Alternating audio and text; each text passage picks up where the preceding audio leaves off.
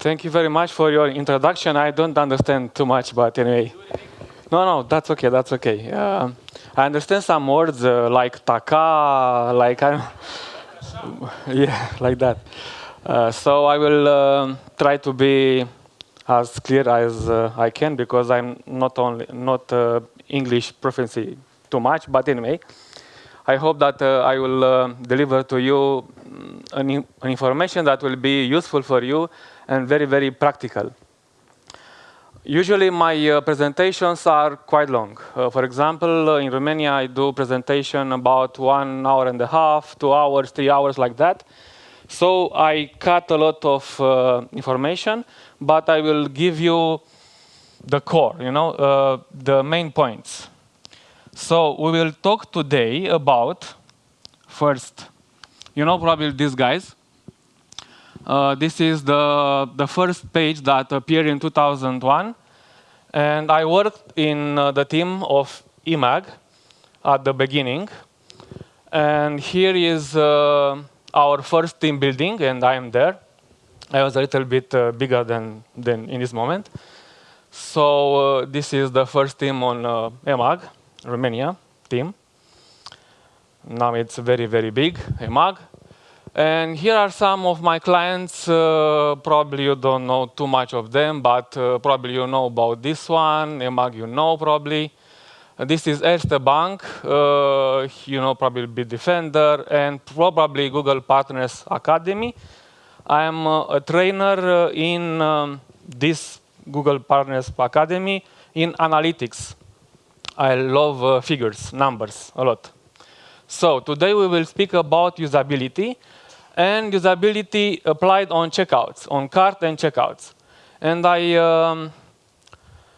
am looking to how bad shopping carts are doing all over the world because this abandon rate on the cart page is getting worse and worse.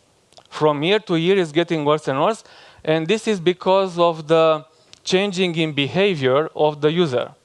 So right now, we are at 68 or 70% abandonment rate on the shopping cart. And there are a lot of reasons why. And I did also a poll on our community. We have a big community online on Facebook. And as you can see, also in Romania, we have the same percentage as in international. And these figures are from 2016 here. But I don't expect 2015.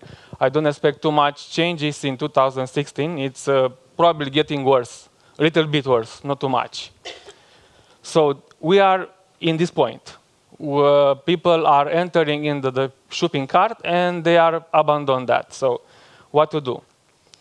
And we will talk about how to make a very good shopping cart and a very good process of checkout. There are two different terms here.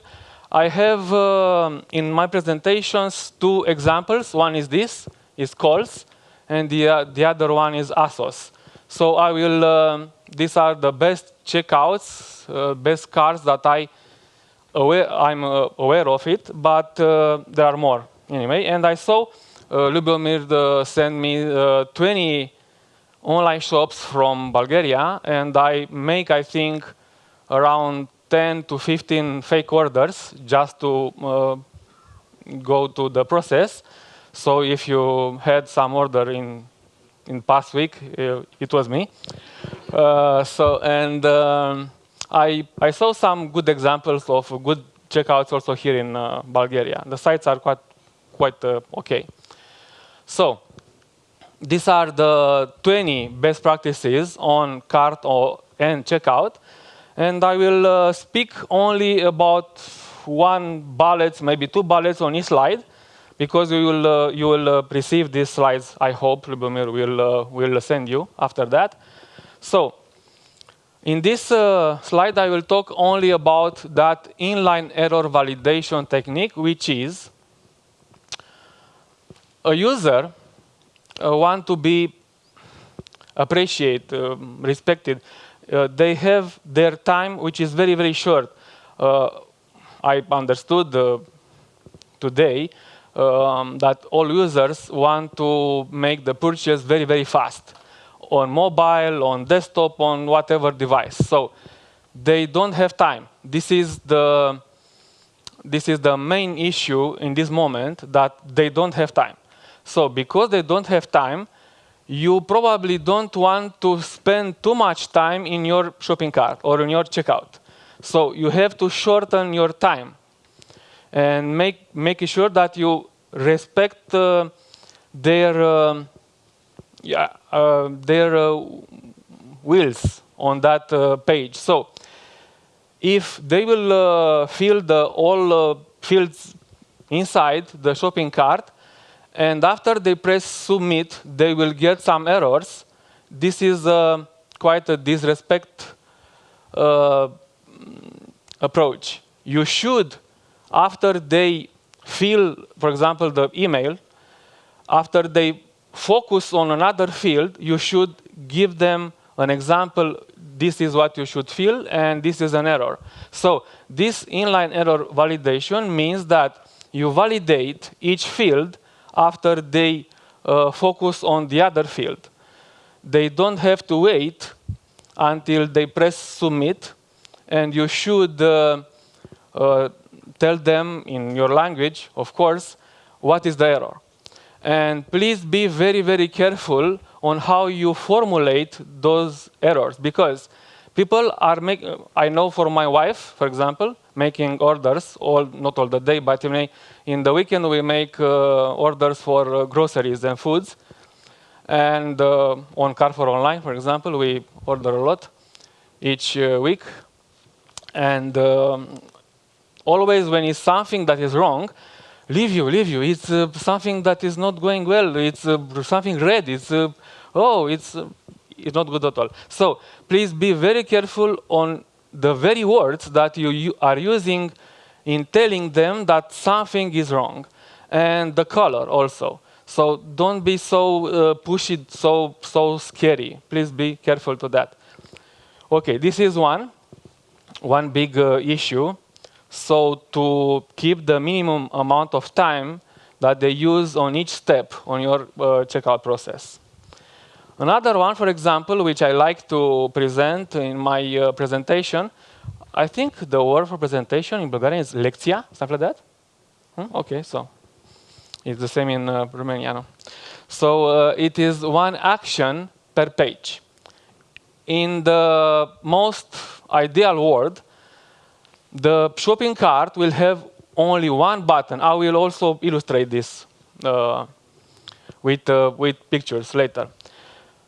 If you will have more than one action per page, the probability that the user will press that button, that very button, is 1 over how many buttons are on that page. Okay? So you can easily compute that probability. And if you have too much buttons, too much actions on that page, you will lose because some of them will press on other buttons, not on that very button, the big button.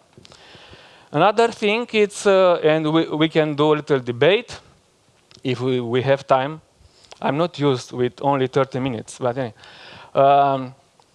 The breadcrumbs, the breadcrumbs, the English term for that little navigation link, which is on product page, usually. But what I'm talking right now is the breadcrumbs or the step path in the checkout process. So there is an issue in this moment if I will use one-step checkout or n-step checkout. In my opinion, in my professional opinion, there is no debate here, because there is no international study in this very moment that will tell me that one-step checkout is better than n-step checkout. And I will tell you this. I will detail. They always compare a one-step checkout, which is a very, very good one, well optimized, with a awful n-step checkout. Never, but never, they don't compare a good n-step checkout like Amazon, ASOS, for example, with a well-optimized one-step checkout. So I cannot make a comparison between apples and, I don't know, peach and other fruits. There are two comparisons, and I prefer n-step checkout. Because in n-step checkout, you have the time and the possibility to implement the main function of the checkout. And I will tell you more about this. And also, I like to stress the 12 points, which is one column in the usability in the forms. I will also have some print screens later. It is very, very difficult to fill a form which is like that, with 2, maybe 3 columns. So you will see the eye tracking studies on one column checkout, with one field below the other.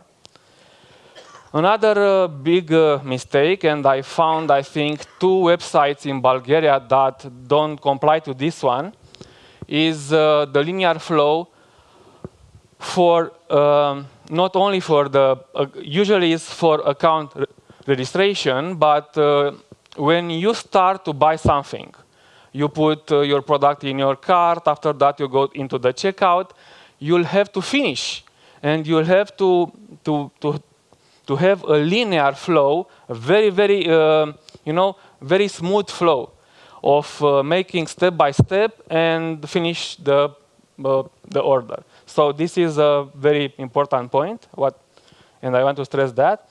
And another one, I made the whole presentation all on that point, which is the empty voucher field. I saw also that you use vouchers. In the cart, there is an empty field. And at this point, users may ask this question, at least in my country, they ask, I'm so stupid, I don't have this voucher. I want to have one.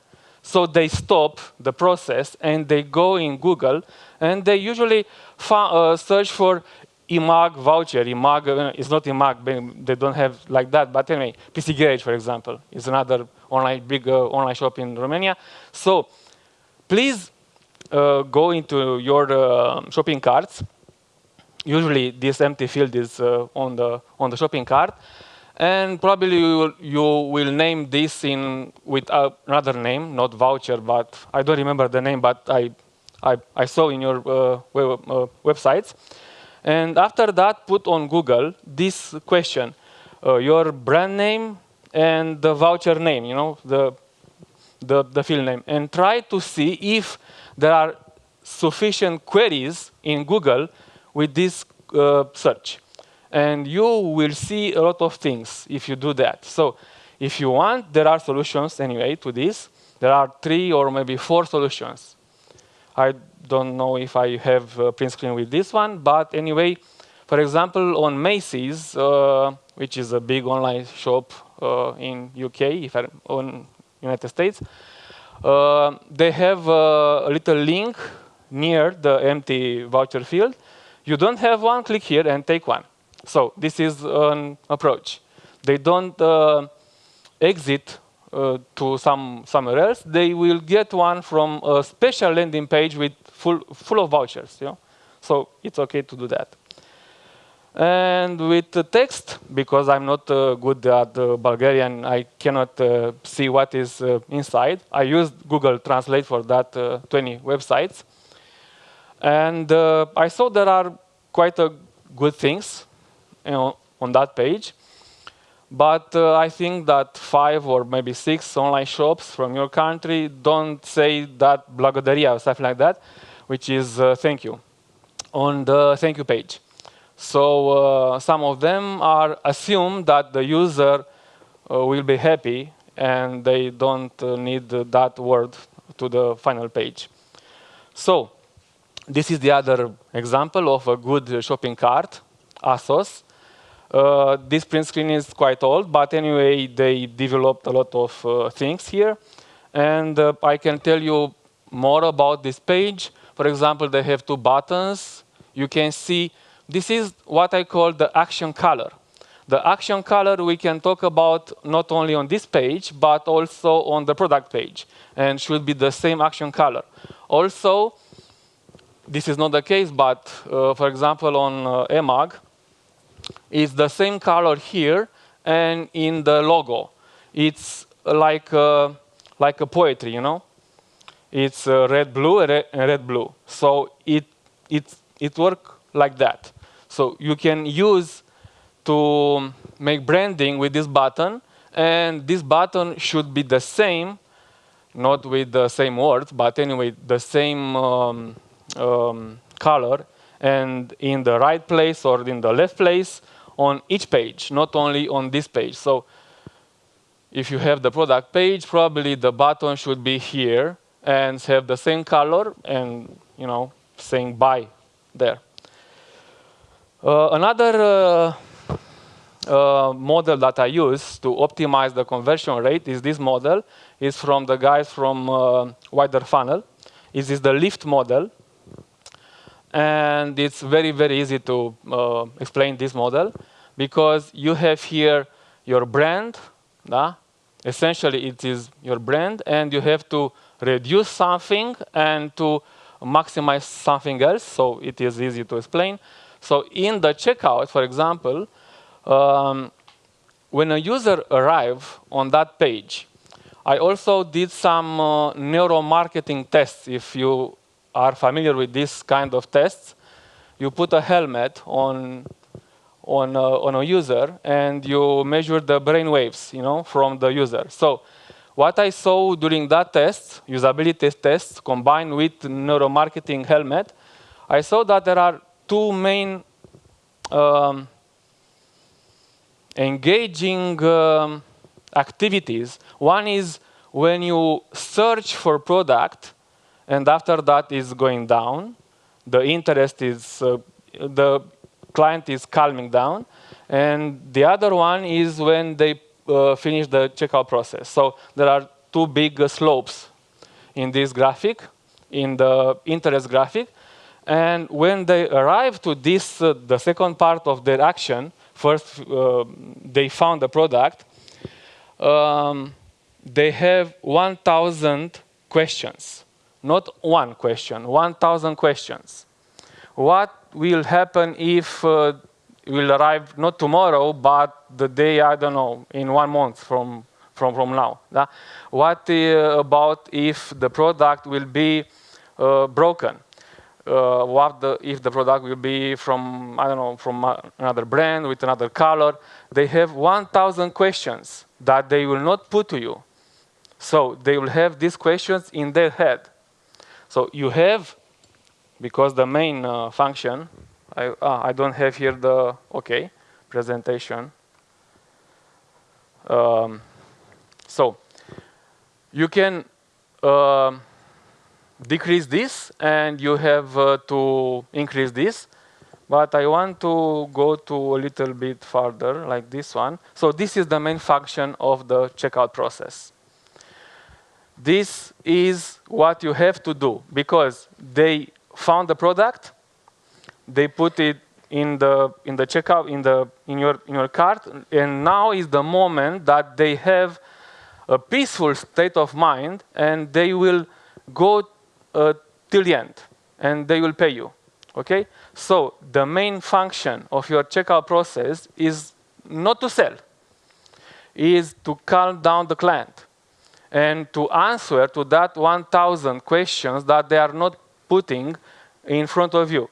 Because they are ashamed to ask a lot of questions, for example, and you have to put some stuff around the checkout, around the cart, in order to respond in advance to that questions. So I will go back, I think here, yes, and I will show you ASOS. So these things here are for this very reason. So what's happened when I want to return something? What's happened if I want tomorrow something to make a gift? So these kind of questions are, in this moment, very important to your client. So in the checkout process, in the cart page, you have to put it very, very close to the main flow of the cart, okay, of the checkout. And also what I like to stress is because nobody talks about the thank you page. Nobody. I don't know why, but this is a very important page. The thank you page is where the dialogue between you as an online commerciant and the client will start. So this is a starting point. The thank you page is not the ending point, it's the starting point in a relationship that you will form between you and your client. So start with a big thank you, of course. On that page, please put a big thank you there. You can put the tracking courier. I think in Bulgaria it's the same word, probably. AVB, it's a abbreviation from air bill, way, billet, something like that. Bill. Yeah, like that. So you can put again your contact data just to calm down the client. I am this store, I have this phone, I have this address, I have some working hours from Monday to Friday and so on. Another thing that you can be creative with your logo. Why not? This is the most important page in the checkout process. This page, the thank you page. I will show you one, which I like, which that online shop there is not anymore, but anyway, you can ask here for feedback. You now, in this very moment, try to get subscription to your newsletter in this very moment. And I saw also I think only one or two online shops in Bulgaria that, yes, I have the print screen here. It is approved. I think it's laptop.bg. And they ask for the account at the very end process of the checkout. This is the moment when you should ask that people will create an account or not. Because I know that you want data. Big data is a big thing to do right now. But they are not willing to give you their data. So at the very end, you should tell them these are the benefits of having an account, and in this page, you should kindly ask them to put the password twice because you have all the data, and you create the account at the end of this process. No? Not at the start, but at the end. Okay? You can also make some content here. You can publish here some tips and tricks. And you maybe put some your content from the corporate blog. You can give them some tutorials. Also, these are, I made another presentation, which in Romanian is, in English is, the client, my friend, something like that. So it is about, what is the name? That automated mail series between you and your client. The commercial mails, I don't remember the English name. I will remember. Anyway, so you can keep your client near you for 2 years only by making this dialogue very consistent between you and them. So it is at 6 months you will have another mail. After a day you will finish the product, you will sell another one, and so on. These are automated mails or SMS. Maybe remarketing? No, it's not remarketing. It's about commercial stuff. Transactional mails. This is the English name. Transactional mails, okay? So these are like the confirmation of your order. This is a transactional mail. When people will take care of an order, this is a transactional mail. When you will ship to the client, is another transactional mail. So you can keep the client near you with a lot of these transactional mails during 1 year, 2 years, 3 years. So you can exchange information. This is an example that I like, which is an online shop for kids, for product for kids. and it's very, very creative, and they have a lot of information, which is good also, but they are creative. So here is the name, thank you, okay, in Romanian. But they are not selling anymore online. They have some problems. But I like this. So the main function that I told you is this, and I will not talk about this, but there are 5 social signals. If you step on one, if you make some mistakes, the user will not buy anymore from you, or maybe they will not buy anymore at all. So, for example, and in the case of the checkout process, we are dealing with certainty, with autonomy, and fairness, mostly. But in the whole site, we are dealing with these all 5 social signals. For example, I will not go to my friends and show them my last watch, and if this is a very cheap watch, but with a brand, I don't know, a very famous brand. I don't have watches. I have my smartphone. It's enough for me. And because I will not tell them that I bought that from a cheap store. So this is here because, and also in usability, for example, if you sell very high price products, you have to implement usability which is very high, and with a design which is probably black or white or very minimalistic. But if you are selling cheap products, you will not have to do that. So you will have to make a lot of colors, a lot of things, a lot of blinks on the site. So you are making mistakes here if you are not making the design according to the product that you are selling, for example. And we will talk a little bit, not too much, about this issue here, to be sure about something and to have the freedom to do something on the checkout, for example. And the fairness, I don't have print screen in the moment. A good example of relationship is when you first come to a website and they put a pop-up in front of you or an overlay. And they come and subscribe to this newsletter, and I give you, what the fuck, I am a new client to you and I don't know you. So you are not in any relationship with me. Okay, so I will close that. Maybe I will close the whole site. So this is one example in relationships, for example. So right now I will get into, I do have some much more time. I don't know the time.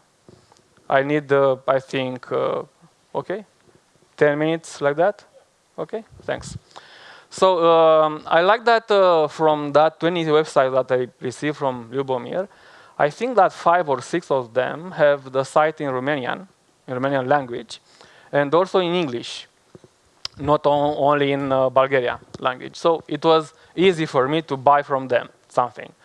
So what I like to, when I do tests like this one, I do a lot of evaluations on websites, not only on the checkouts, but on the all sites. So I start the checkout process with the add to cart button. This is the point when I start to look at the checkout or at the cart.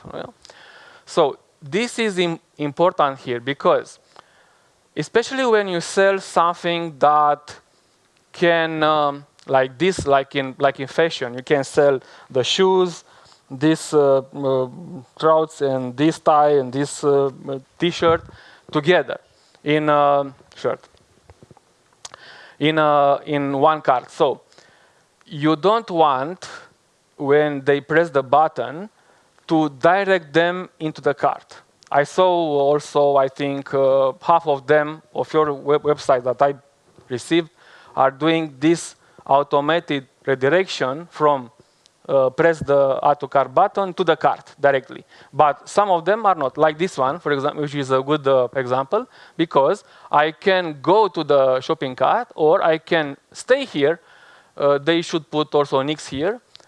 or press this or press the X here, I can close that overlayer and I will stay on this page and I will continue to add more products. So in this way, you will assure that they will put more products in your cart. So the food products is like that, the fashion is like that, the cosmetics, I don't know, a lot of stuff you can put more in your shopping cart. And another example is from Topshop from UK. It's when you press add to bag, they expand here something which is in the product page. So it is okay. You will see directly there, very, very to the eyesight, because when you press the button, you will see this. It's very, very close. And you can go to checkout, or you can view your bag, and you do a lot of stuff there. Again, this is Tempo Store, which has the Romanian language on it. What I want to stress here is the very big button, which is a good button here in this moment, which is this one. It is Romanian, which is go to the checkout process. And maybe I could hide this field here. This is the voucher field. And they didn't translate this product, but that's okay. Usually when I make this kind of evaluations, I see only the wrong things. So please excuse me if I will make more print screens. I always see the bad things on the website, always. But this is a very good example of having this button here. And if I remember well, here is a little bit of problem probably with the translation. I don't know why, but probably if I will buy for this amount, I will have free delivery. But anyway, I had in this cart more products and I eliminate them. And they didn't refresh the cost of delivery. So there is the cost of delivery with 0 lei, which is probably not okay for them, because I have only one product which is very, very cheap. So it is not okay for them, for the business. So this is another test that I do, which is called blur test. The blur test, you can see why. Why I'm doing this kind of test? To stress you that in this page, the probability that a user will press that button, that very button that will go to the other step of the checkout, is 1 over 1, 2, 3, 4, 3, 5, 6, 7, 8 probably. So it's less probability that you will go to the place that this online commerciant wants. So this is the page without the blur. So what I will do here, probably it's a lot of things that I will do. Honestly, I don't want, if I Google Translate it well, this is eliminate the product from the cart, okay? So this is a very big button here, honestly. So I don't want to stress that probably to eliminate. And these are very, very close one to the other. And probably this one is the one that will go to the next step, probably, if I remember well. And also, so you have a lot of buttons with the same size, the same color here. So you should try to make some difference here. Another example of blur test is here. As you can see, again, it's a professional,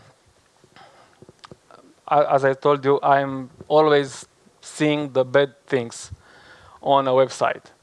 And again, you have 1, 2, 3, 4, 5, at least 5 things that you can press it very, very clear here. So this is the page.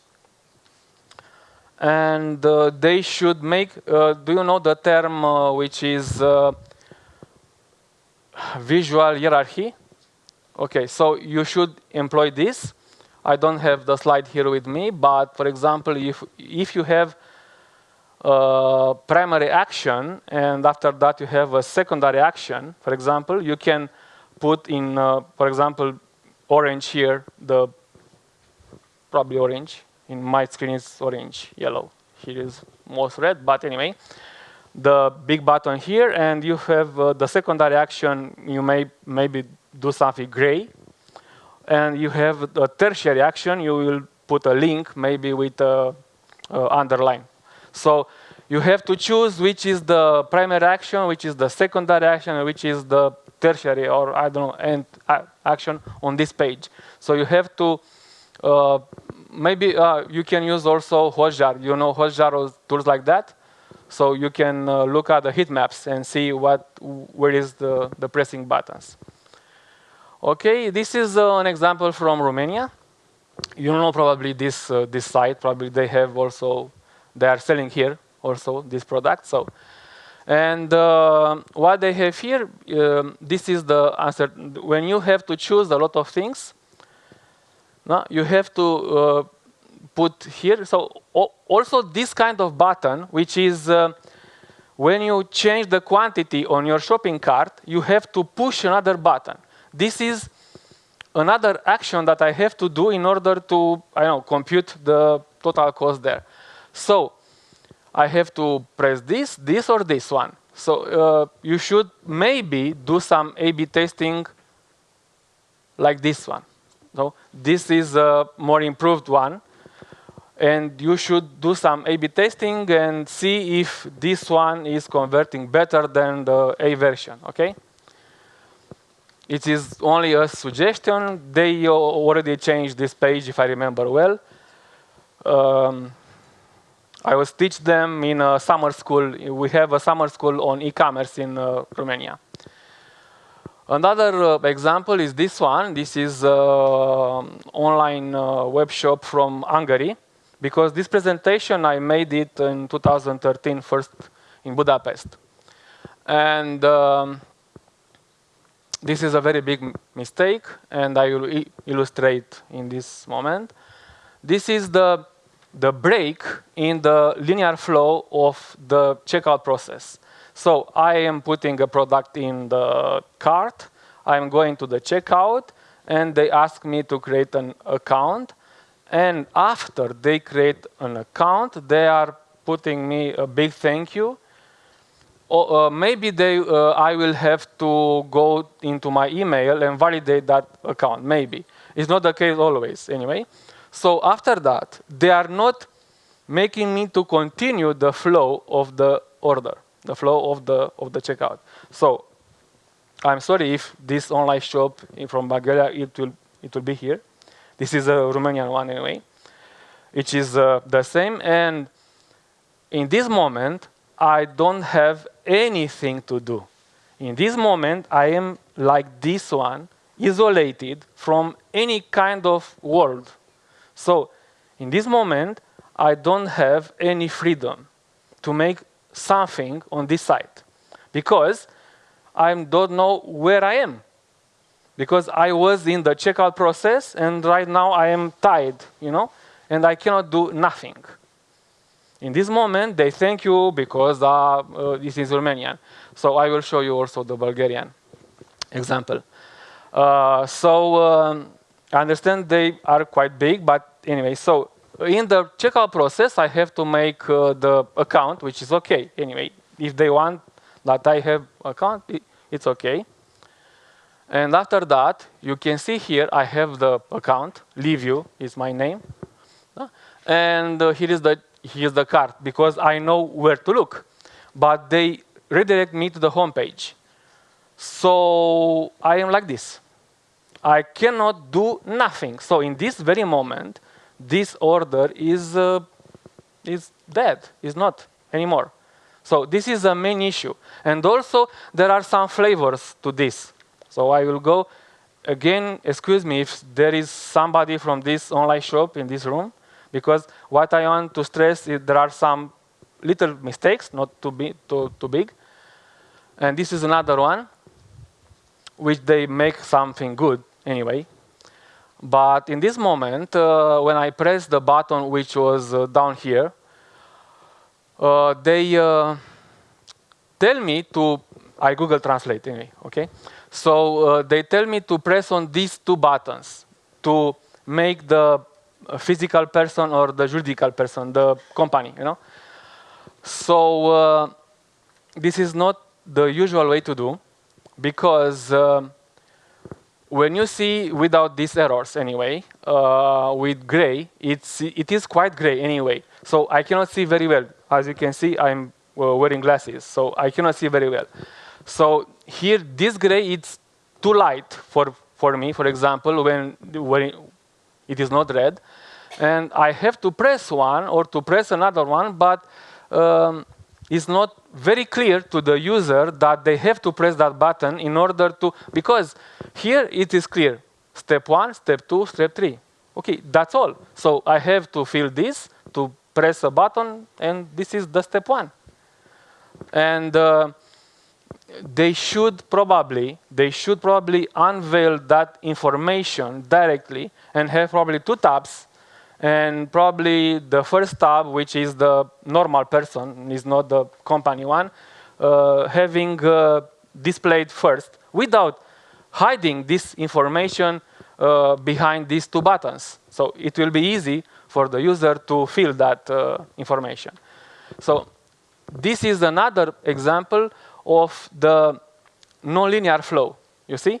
Because I have to make some other actions which are non-linear, which is diverted in some other direction, okay? The same example. And I will end with a little 2 more 3 slides, I think. This is form usability, that we are dealing in this moment only with forms. The fields in your checkout, for example, okay? So when you have 2 columns, it's a mess in the heads of your user how to read them, okay? So the best usability is like this one. These are called top-aligned, I erased one. These are called top-aligned labels, you see? And they are the best thing to do in your checkout, this one. And you will see also here some results from eye tracking. So you have top-aligned, which are the best, right-aligned and left-aligned. The name is very clear. And this guy here, which is Luke Wobrolski, is the best guy in the world in form usability. So this is, you can click this, and you will see the whole presentation only on forms. Nothing at all but forms, only forms. So I will recommend to go to that SlideShare and to implement only 1 column. And I will show you some example. For example, it's Overstock from United States. But this is a tricky thing here. They display this field to natives, to United States, and this one to international, to European clients. Do you see the difference? This is a big difference. So there is also some cultural differences between how an American guy will use this kind of form and the European guy will use this kind of form. So they implemented both for American guys and European guys. So you can, anyway, in European, in this area of the globe, we like simple things, not very, very complicated things, and not with a lot of blinks and a lot of things. So it is a good way to implement a top-aligned label.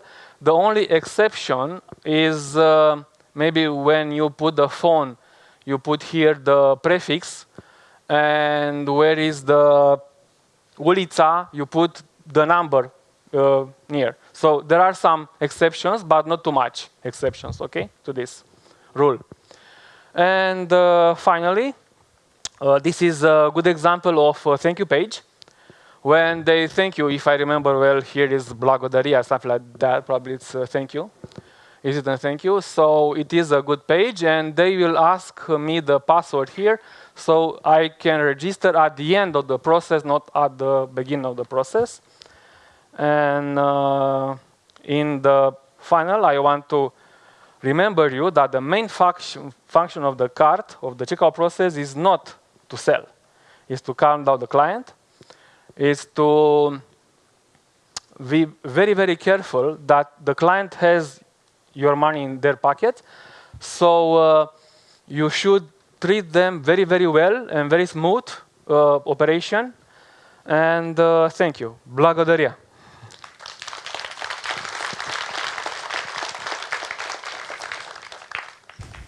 Okay, so any questions? We can do it in English or in Bulgarian. I can try and translate. Okay. I can respond in Bulgarian also. I think. I don't know. I will learn.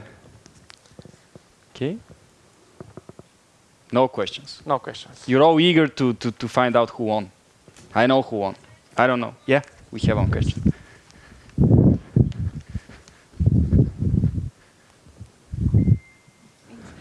Thank you, first of all, for the presentation. It was a pleasure listening to you, especially with all your experience.